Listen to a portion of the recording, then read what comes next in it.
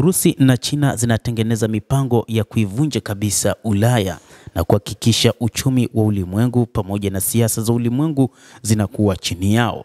Ni wakati ambapo Urusi na Uchina zimeunda mbinu mbalimbali katika kuhakikisha hilo linafanikiwa.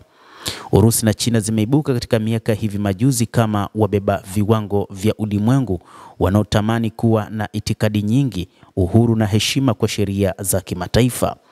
Ushirikiano wao wa kimkakati uliojaribiwa na migogoro ya kimataifa na misukosuko ya kijiografia sasa inazidi kutofanikiwa na inazidi kutumika kama msingi wa kile ambacho mara nyingi huitwa wengi duniani, kundi linalokuwa la mataifa yanayotafuta uhuru katika sera ya maendeleo ya kigeni.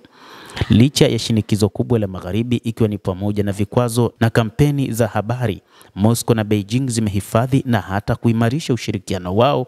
Ushirikiano huu sio tu muhimu kwa nchi zote mbili, lakini pia unabeba umuhimu wa kimataifa. Ni kielelezo cha jinsi mataifa makubwa yanaweza kutoa changamoto kwa miundo ya kifalme huku yakiendelea kujitolea kwa kanuni za kimataifa.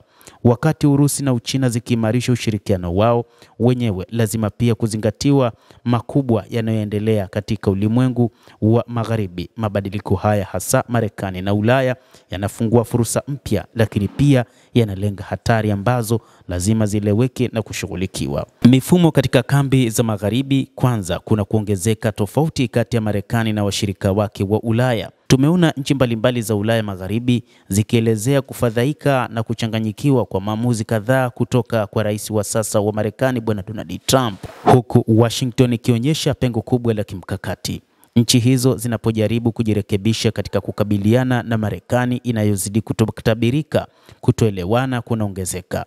Ile ambayo hapo awali ilikuwa Magharibi ya pamoja iliyounganishwa na umoja, sasa ni viraka kwa maslahi ya maono yanayoshindikana.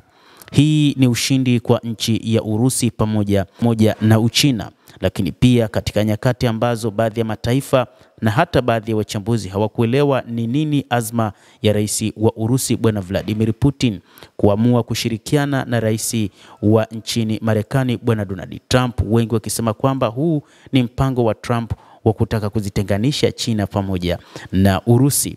Ni wakati ambapo hata waziri wa mambo ya kigeni wa China ambaye wakati huu yupo nchini Urusi alisifu namna ambavyo Urusi inacheza karata hiyo. Lakini pili, migawanyiko ya ndani inazidi kuongezeka ndani ya wasomi wa kisiasa wa nchi za Magharibi. Kambi moja inatambua hitaji la kukabiliana na mabadiliko ya kimataifa na changamoto za ndani za kijamii na kiuchumi. Mwingine anang'ang'ania mifano ya utandawazi iliyopitwa na wakati, akijaribu kuhifadhi utawala wa Magharibi bila kushughulikia sababu kuu za kupungua kwao. Mgawanyiko huu wa ndani unadhihirika haswa nchini Marekani, ambapo kumekuwa na mgawanyiko wa kisiasa ambao umekithiri, na matokeo ya mapambano haya hayako wazi kabisa, lakini inaweza kusababisha sera za kigeni zisizo na uhakika na fujo pamoja na Urusi na Uchina. Wasomi wa Magharibi wanaweza kujaribu kudhihirisha kutofaulu kwao kwa ndani kwa kuzidisha mivutano ya kimataifa, lakini Moscow na Beijing lazima ziwe tayari kwa uwezekano huu. Ushirikiano wa kimkakati wa kiuchumi, uhusiano wa kiuchumi kati ya Urusi na China umethibitika kuwa thabiti hata katika hali ya majaribio ya Marekani na Ulaya ya kutenganisha mamlaka zote mbili. Bado miaka ya hivi karibuni imefunua udhaifu, vitisho vya vikwazo na mashinikizo, lakini pili, vimetatiza mtiririko wa biashara na kuchelewesha miradi. Jukumu muhimu kwa serikali zote mbili ni kutambua hoja dhaifu na kuendeleza ulinzi. Kwa kuepusha ushirikiano wao dhidi ya kuingiliwa na mataifa ya nje, Urusi na China zinaweza kuimarisha kuaminiana na kujenga msingi imara zaidi na uwiano wa kisiasa.